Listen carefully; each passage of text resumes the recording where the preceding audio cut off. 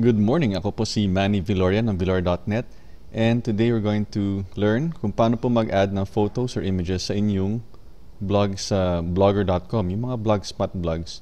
So when you go to blogger.com at nag-login po kayo, meron pong symbol nito to create a new blog post. Click nyo lang po yan.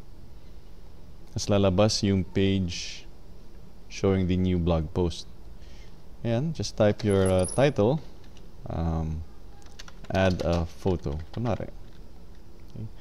Tapos, ito po, ito yung symbol ng image. Teka.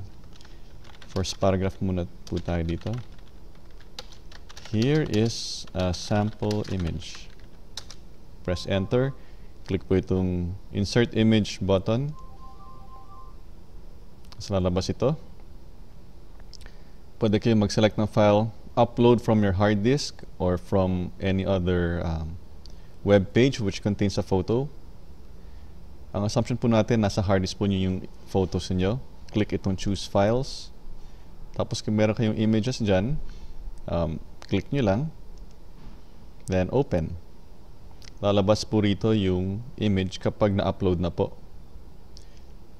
Palagay po natin na, sige, dagdagan po natin ng isa pa. Ayan.